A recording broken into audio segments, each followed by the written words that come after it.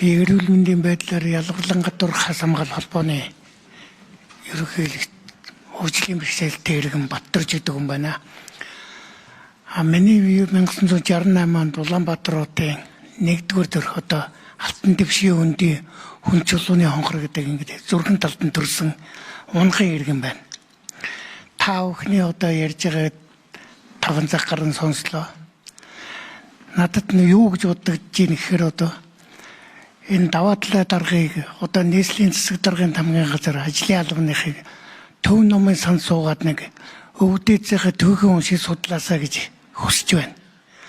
Яагаад би энийг хэлж ийм нэхэр энэ Улаанбаатар хотыг энэ Алтан дэвшгийн хөндөд одоо шавын тавихад Монгол улсын одоо их өвдөц маань шинжээ хийж явдаг байсан юм байлээ.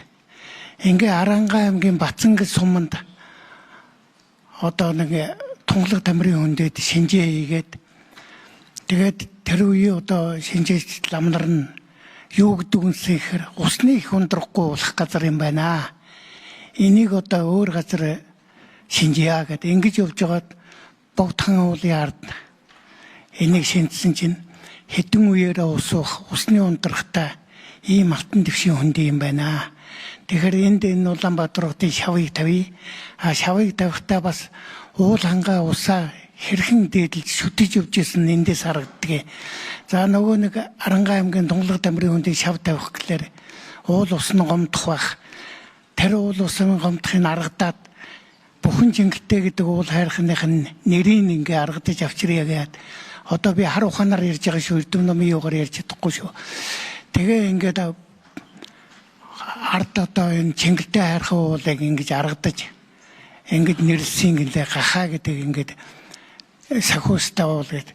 Тэгэхээр одоо би яагаад ингэж ярьж байгаа нэхэр миний энэ өвдөц өнөөдөр үеийн үед хэдэн үеэр нь ингэж одоо ус хангалтлагыг ундаалж аргадаж ингэж амьдарч амгалан тайван дурсамжтай байх ийм сайхан их усрыг тавьж исэн юм байна гэж би бодож байгаа. Тэгэхээр даваа талаа даргын ард иргэдийн одоо энэ санал асуулга, иргэний хөдөлгөөнүүдийн санал асуулга, энэ ардчилсан улсын их хурлын одоо энэ ардчилсан намын бүлгээс зохион байгуулж байгаа энэ гишүүдийн санал асуулганд ярьж байхад нэг барилга байгуулалт зам ерөөсөө л нэг цементийн шавар хэрэн босгох эсвэл одоо хар зам татгал ийм л юм тайлбар тавиад хэдэн их найдын мөнгө л ирээд байх юм.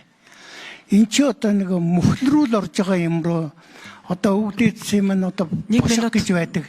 Тэр бүгд дотроос одоо нэг мөхлөрөөгөө орхол юм тавиад байна гэж би бодож байна. Тэгэхээр энэ одоо замыг бол би зогсоогоод одоо улсын хөгжлийг зогсоож байгаа биш. Ер нь одоо ингээ улсын их хурлаараа хэлцээд үндэсний аюулгүй байдлын зөвлөлөөрөө хэлцэхээр ийм болцсон биш үү гэсэн дүгнэлт надад урж байна. Яагаад гэвэл энэ нэг эмэгтэй сая ярьж байгаас бас нулимс сийлгнээ сууж илээ. Шүн унтж яхад нь одоо харгаад ингээ мод 2-3 га модыг ингээ харгаад улаас ургасыг харгаж ийн гэдэг энэ юм 30 оны хэлмэгдэл одоо надад иймэрхүү хэлмэгдэл явж исэн юм л гэж ингэж бодогдоод түүх надад эргэж хар мөр битгий үлдээгсэ гэж та бүхнээсээ хүсье.